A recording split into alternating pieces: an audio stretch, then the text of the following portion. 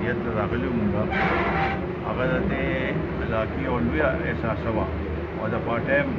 یو ډېر بهترین مشر و د مونږه د ټول لپاره ډېر قدردان و او دا یو ډېره لویه خلا پیدا شوه دا خلا اوس په داسې اسانه باندې نه پوه کېږي زما خاندان سره او د ټولو خپل خپلوانو سره همدردي ده دا صرف د دوی غم نه دی زموږ ټولو غم دی او په دې لحاظ سره د هغه خدمات د علاقې لپاره چې کوم طریقې سره عوامي خدمت هغه کړی او هلې ځلې په هر موقع باندې نو دا به همیشه د دې علاقې خلک هم یاد ساتي او د پارټۍ چې کوم خدمت هغه کړی دی هغه به مونږ هماغه شانتې د هغه یو لوی نوم دی او انشاءالله تعالی همدغه شانتې به احترام سره د هغه نوم او د هغه خدمات چې دي هغه به مونږ همیشه لپاره یاد ساتو.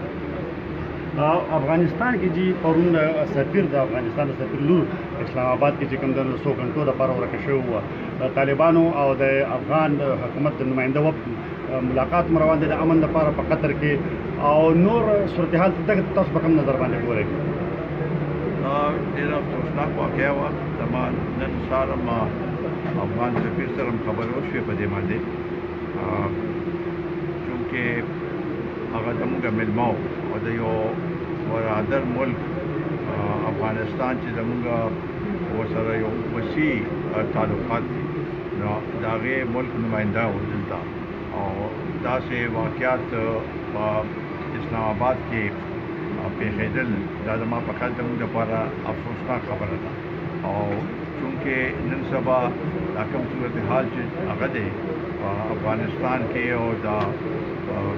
امن دا خبرې کېږي په دې حالاتو کې داسې واقعه چې مخامخ راځي نو هغې سره دا ټول هغه سلسله چې دغه متاثر کېږي نو په دې لحاظ سره پکار دا دی چې حکومت په دې باندې اوس خصوصي هغه وکړي چې چا دا داسې کردار دا چا چې دا هغه کړی دی واقعه کړې ده چې د هغې خلاف فوري طور باندې هغه واخیستې ونیول شي او هغوی کیفر کردار ته ورسوي کومې پورې چې د افغانستان اندروني حالات دي نو مونږ خو شروع نه دا وایو چې مونږ هلته مذاکرات په ذریعه هغه غواړو چې داسې یو حل د روزي چې هغې سره د ټول علاقې کې او د فتح کې امن راشي او کو دا جنگ جګړه همدغسې شروع وي نو د هغې نتیجه به ښه نه وي مونږ خو دا ګڼو چې د امریکې چې څو کړله او کوم عجلت کې هغوی هغه ته نه ووتله نو هغه شانتې صورتحال او دا کومه معاهده چې کړې وه نو په هغې کې هم نقایص دي نو لہذا زمونږ خو دا خواهش دی چې او ټولو ته به مونږ دا وایو چې مذاکرات یو واحد حل دی او مذاکرات نه بغیر خو بل څه طریقه وشو نه هغه نه د افغانستان دپاره ښه ده نه د دې خطې دپاره ښه ده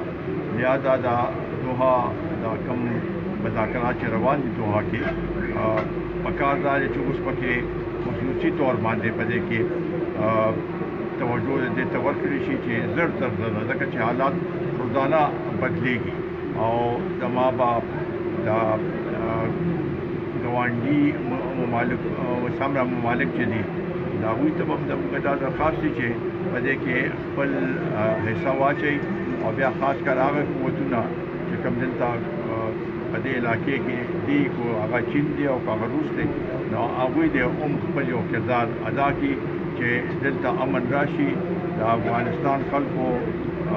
ډېره قربانۍ ورکړې دي او دا ډېر وخت نه دا صورتحال په هغې ته پیدا دی او حالات همدغه شانتې سنګینه دي په دې لحاظ سره مونږ به دا غواړو چې د افغانستان خلک دې پرامن شي امن هلته راشي خوشحالي دې راشي او چې هلته امن یې د هغې فایده پاکستان ته महंगाई बारे के ये कम जदीद महंगाई जी तुम तेज़ी रवाना था उदा कम हालात की बदे हवाला बंद ما په خیال داسې بدترین حالات چېرته راغلي نه دي دا چې کوم اوس په په دې ملک کې دي د مهنګای په لحاظ سره دوی خو دې ځله چې بجټ پیش کړنو چې دا یو عوامي بجټ دی دا عوامي بجټ اندازه خو په دې نه تاسو لګول شي چې عوام ته د هغې څه فواید ورسي نو بیا به پته لګي تاسو عوامو ته تپوس کې هغوی ما دې خو دا مهنګۍ انبار شروع شوی دی دا د آی ایم ایف بجټ دی دوی خو ډېر څه وایي چې مونږ د آی ایم ایف هغه په امام باندې څه نه کړی هماغه شی دی په دې تېر شپږ میاشتو کې پنځه ځله د هغې قیمتونه زیات شو د شپږ ځله د پټرول قیمتونه زیات شو د بجلی قیمت هم زیاتېږي او هغې سره د نورو شیدونو قیمتونه هماغه شانته زیاتېږي چیني غوړي اوړه دا ټول شیدونه دې نه متاثر شوي دي د غریب دپاره دو وخته د خپل بچو لپاره یو په عزت طریقې سره څه روزګار پیدا کول او د هغې